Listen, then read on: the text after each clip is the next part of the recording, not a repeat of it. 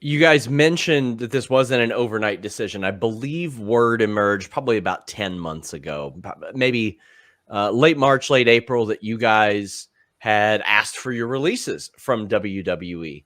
What went into that? And first off, was that accurate? Second off, like what made you finally say, you know what, I think it's best that we move on from here? James, we can start with you.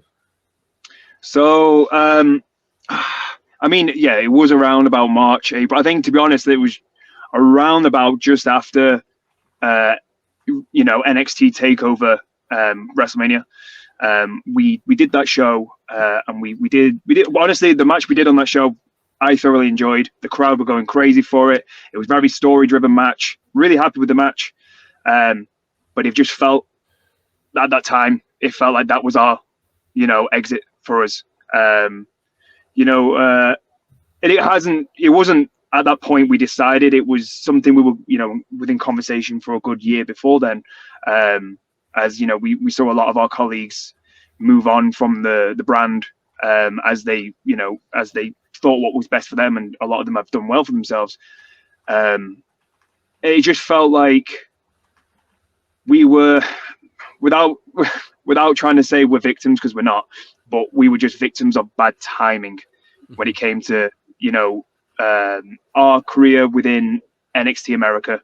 The original plan was we were going to move out at the beginning of January 2020. We were actually in the process of going back and forth in January 2020 to March 2020. Every week we were doing NXT TV on a Wednesday at the time. We were flying home. We were finishing up our UK indies on the weekends. Then we'd pack our bags, take more of our stuff over to an apartment that WWE, was very kindly offered us.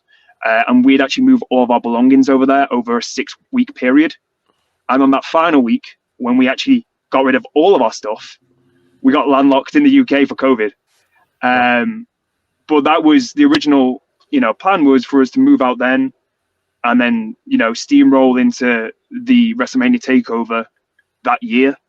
And at the time, that's when they were doing arenas. And, the brand itself was, red hot. And obviously COVID happened, and, a lot worse things happen in life than our careers. And then we got back. We had about 6 to 8 months of, good stuff on NXT. We did stuff with MSK. We did stuff with Ciampa and Thatcher. Some stuff I really, really thoroughly enjoyed. And then 2.0 happened, and that was a big overhaul of everything. How did you guys feel about that? Sorry to interject, but go for it. That was a categorical shift. In fact, I was sort of given this weird heads up on it, because I remember Wheeler Yuta had a tryout, and they didn't bring him in, and they're like, he checks every box that they want on NXT. So one of the people that was in charge of bringing people in was like, I think we're in for a change, because I don't know why we wouldn't sign him. Like he checks so many different boxes. He's moldable, but he's still young. And then NXT 2.0 happened, and it was just so different. I don't want to air too much of WWE's dirty laundry, because that's obviously for them to talk about. But there was a lot of changes. Is the simple way to talk about this? Like, there was so many changes happening backstage that 1 week there was this new directive. They just tore it all down, decided to go in this completely new direction. So now the writers have a completely new direction to go with. They have new targets and quotas that they have to hit. We have to put X amount of, new athletes on the show. So suddenly we're not the focus anymore. And then 2 weeks go by, there's another huge shift behind the scenes. Oh, now we're doing this, because they were just, I don't know what the fuck they were doing, for lack of a better term, to be honest. But it was changing every week, it seemed. And there's so many things going on until they finally found their feet again. Or maybe not found their feet's the right word, but until they had decided fully what they were doing. There was a couple of weeks where it was just a different thing every single week, a different directive every single week. And within that period of chaos, we were not the focus. And again, they don't owe us anything. The company owes us nothing. Pro wrestling owes us nothing.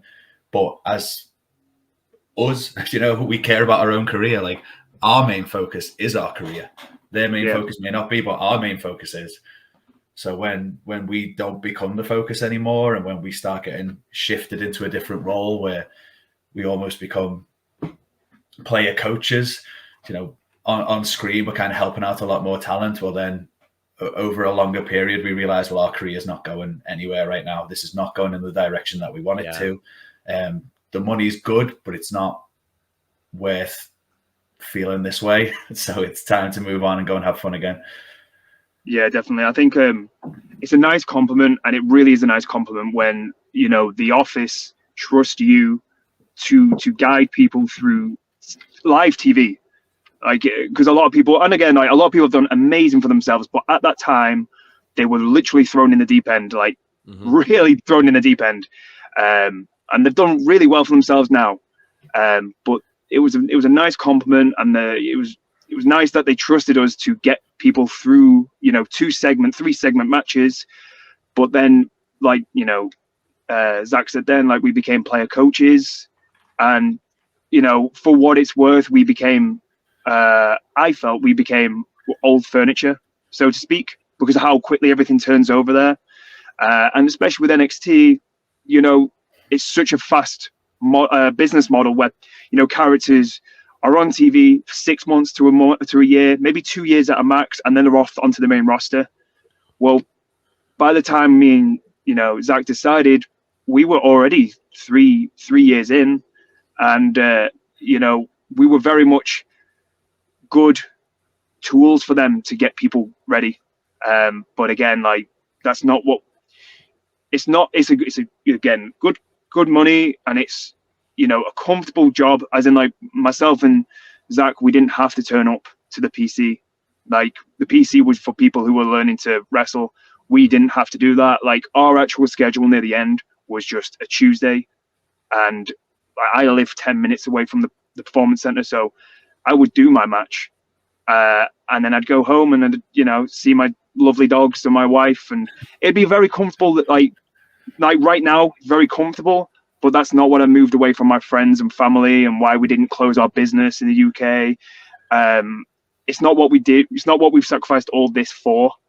And it wasn't a fallout or anything with the company. It was just, we need to move on to either move on and just progress our careers elsewhere and, never look back, or, go elsewhere, and if everything aligns a certain way, we might go back, but we just don't know how things are going. We just know we needed to shake it up.